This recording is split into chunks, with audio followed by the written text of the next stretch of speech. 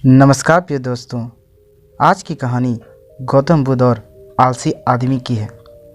दोस्तों, गौतम बुद्ध अपने ध्यान में बैठे थे कि वहाँ पर एक आदमी आया। ये आदमी अपने आलसीपन से बहुत ज़्यादा परेशान था। आलसी आदमी गौतम बुद्ध से बोला, महात्मा जी, मेरी मदद कीजिए।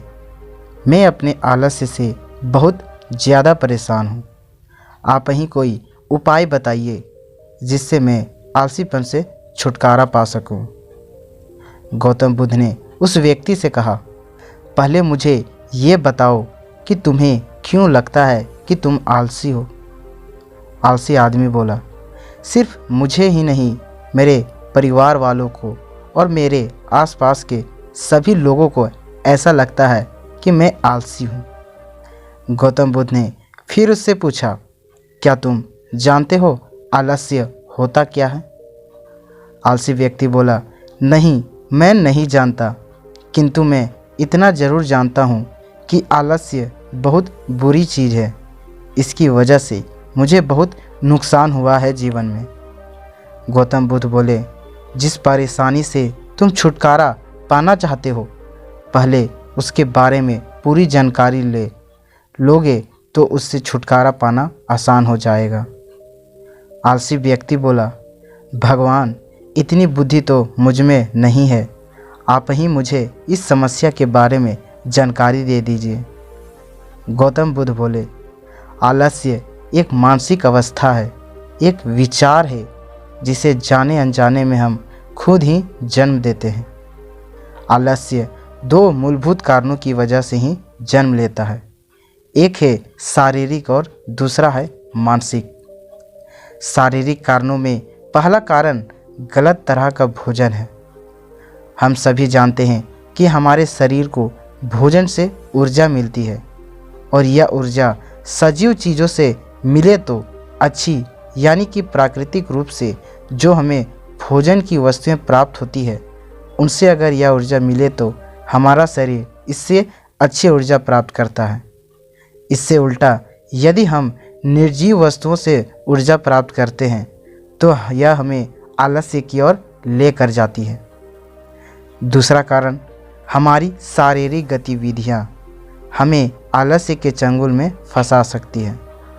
गौतम बुद्ध ने आलसी व्यक्ति को अपने शिष्यों की तरफ इशारा करते हुए कहा कि देखो, इनके चलने फिरने बैठने के तरीकों में तुम्हें कुछ अलग नज़र आ रहा है।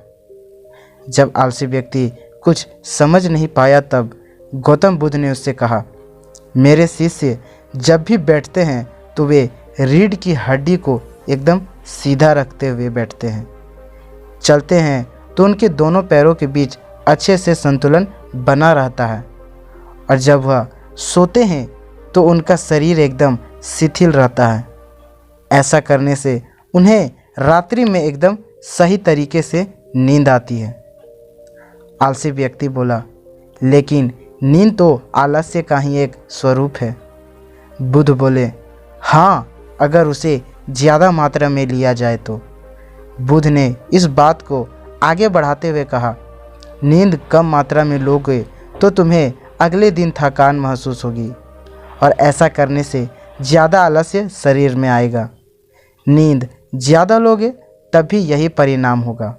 इसलिए नींद को ना ज़्यादा न कम, एकदम सही मात्रा में लेना अति आवश्यक है।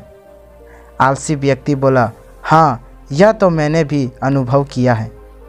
बुद्ध बोले, अब मानसिक कारणों के बारे में भी जान लो। मानसिक कारणों में से सबसे पहले है हमारी पुरानी गलत धारणाएं। अक्सर ऐसा होता है कि हम पहले जिन कामों में असफल हो चुके हैं, हमारे अंदर ऐसी भावनाएं बन जाती है कि हम उस काम में हमेशा असफल होते रहेंगे, जिस वजह से हमें उस काम को करने में आलस आता है। ऐसी धारणाओं से छुटकारा पाने का एकमात्र उपाय यह है कि हमें अपने मन को यह समझाना चाहिए कि पिछली बार हम जब उस काम में असफल हुए थे तो हम उसके बारे में जितना जानते थे, अब हम उस काम के बारे में उसे कहीं ज़्यादा जानते हैं, क्योंकि असफल होने के बाद हम उससे काफ़ी कुछ सीखे भी हैं।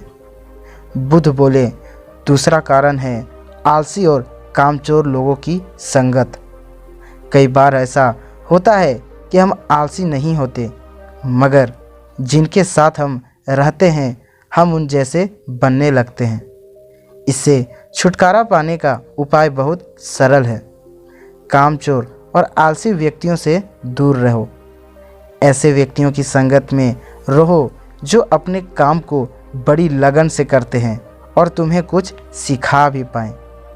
गौतम बुद्ध ने तीसरा कारण बताते हुए कहा, यह कारण आलस्य के लिए सबसे बड़ा कारण है। काम को कल पर टालते रहना। यह कारण इतना शक्तिशाली है कि किसी भी व्यक्ति को बर्बाद कर सकता है। इससे बचने का सबसे आसान उपाय यह है कि जो काम जितनी जल्दी संभव हो उतनी जल्दी कर दिया जाए।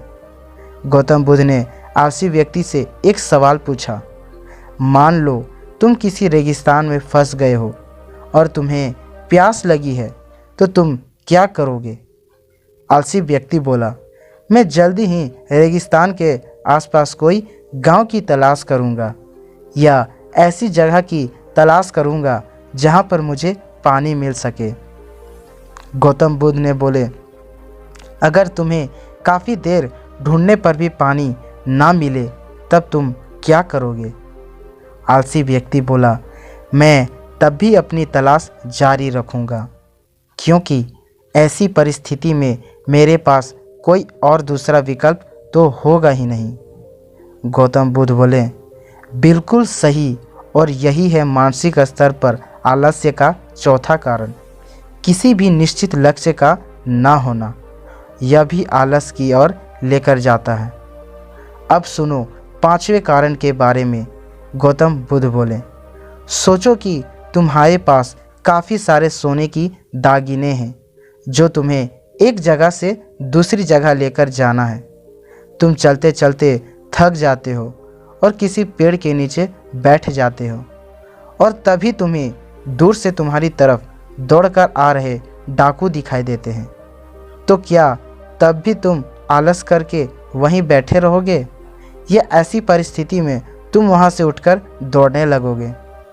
आलसी व्यक्ति बोला, जी मुझे वहां से दौड़ना ही पड़ेगा, नहीं तो मेरी जान और सोने के दागिने दोनों खतरे में पड़ जाएंगे।